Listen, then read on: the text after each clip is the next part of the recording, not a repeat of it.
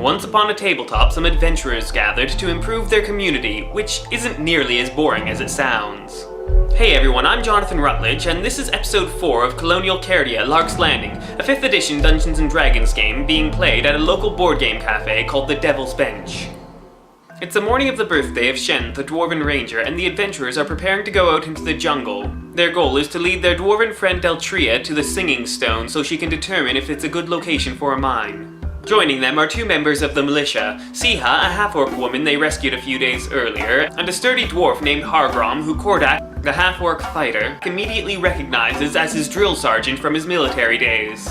The 2 are delighted to be reunited, and Kordak asks Haram how he escaped the village before it was destroyed.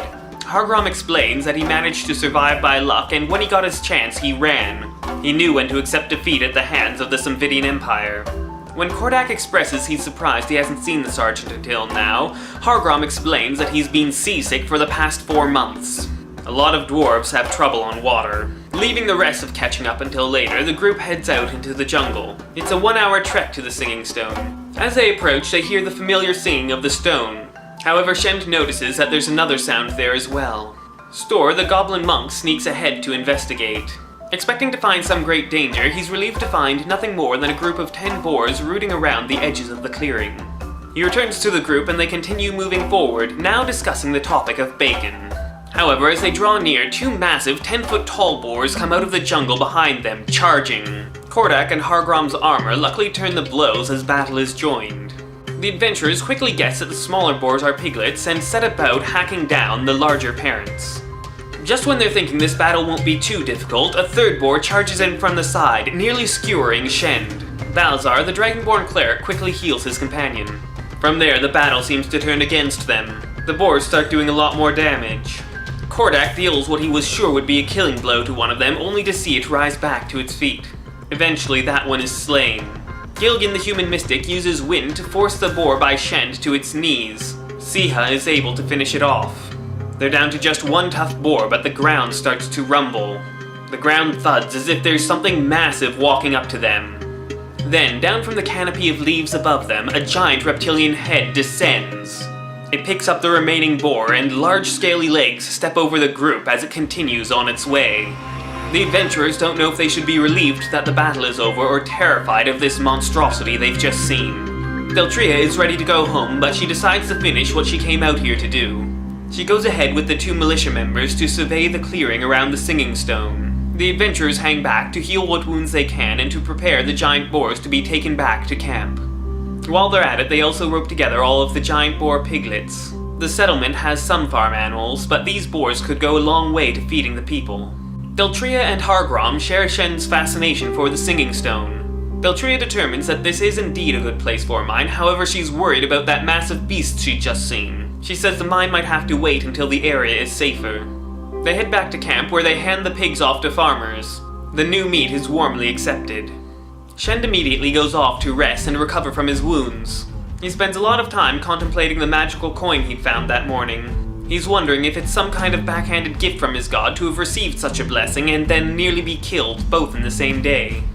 Kordak spends some time catching up with Haram and offers him the post of second in command in the militia. Haram accepts, so Kordak introduces him to Gorbash, his other officer. Haram is strangely silent during the introduction. Balzar goes to pray at his shrine to Apessa and is surprised to find someone else there. It is Hedon, the human sailor the adventurers didn't throw overboard after the mutiny. The man is nervous, but he answers Balazar's questions about how he's fitting in, explaining that he's fishing with Marara. Stor decides to check up on Naldor, a human with a brown and grey circle beard that the group has pegged as a dangerous racist. He finds a man with a group of associates building a large building that has a stockpile of wood and goods out back. He's surprised to see a half-orc working with the group, but he determines he is there of his own volition. He doesn't approach, but goes to join Balzar at his shrine. Gilgan spends the rest of the day mourning the loss of his familiar Pablo and preparing a ritual to summon a new one. He decides that a green and red parrot would be more suited to the environment. As he completes his ritual, a parrot puffs into existence, but it isn't green and red. It is grey like his previous familiar, and its eyes are those of a cat. Appalled by the shocking appearance of his new familiar, Gilgan's first instinct is to strangle it. However, before he can do any damage, his mind is touched by the telepathic connection between master and familiar. He receives two simultaneous questions: why and what took you so long? Gilligan realizes that in spite of the different appearances, this is indeed Pablo. Having already mourned the loss of Pablo, this is most distressing for him. He wants to change Pablo's form, but he doesn't have time to cast the ritual tonight. The adventurers all call it a day. In the wee hours of the morning, they are awakened by shouting from the direction of the farm animals. They arrive in time to discover that the bipedal lizards that had been harassing them before had carried off one of the piglets. Still recovering from their battle, they decide that tonight is not the time to worry about it. However, in the morning they set off after the beasts, deciding that it would be a bad idea to let them get the idea that this is an easy source of food. They spend the day tracking them through the jungle. Halfway through the day, Shens loses the tracks, but they're picked up again by the unlikely Balasar. The trail alternates between leading them south and southeast. Late in the day, they come upon another beach leading west to east. They are intrigued by this, but the trail leads them back into the jungle. As the sun sets, they're forced to make camp for the night, otherwise they could lose the trail. They set their watches for the night, trusting Pablo the parrot to watch for the second half of the night. That appears to have been a good decision because early in the morning, Pablo alerts Gilligan to movement out in the jungle. Gilligan awakes his companions and they ready themselves for battle, watching the bushes rustle around their camp. From all directions, 8 of the bipedal lizards rush in. There's a ferocious battle. Shend has some trouble managing to stub his toe with one of his swords and getting another one stuck in a tree. Stor, on the other hand, dances around the battlefield, landing the killing blow on half the creatures. Kordak, Gilligan, and Balasar do their part to take down the rest. With that, they go back to sleep for the rest of the night. In the morning, they examine the creatures, trying to determine if they are the ones that raided the settlement. Balasar notices that some of them seem to have weapon scars, and since they haven't seen any other civilization around, they decide it must have been them. Kordak picks up 2 of the creatures, and everyone else takes 1, and they head back to camp. They arrive late in the evening and find the appropriate people to hand the creatures off to. Stor, who takes care of skinning his own, finds someone to tan the hide. They settle in for the night, satisfied with a job well done. Partway through the night, it begins to rain, a slow, irritating drizzle. Stor is safe inside his bamboo hut and grudgingly allows Kordak to squeeze in with him. The others spend the night out in the rain, and Balasar fares particularly poorly. In the morning, he is exhausted and grumpy. They decide that now, after being on land for almost a full 10 days, they should probably get themselves some form of shelter.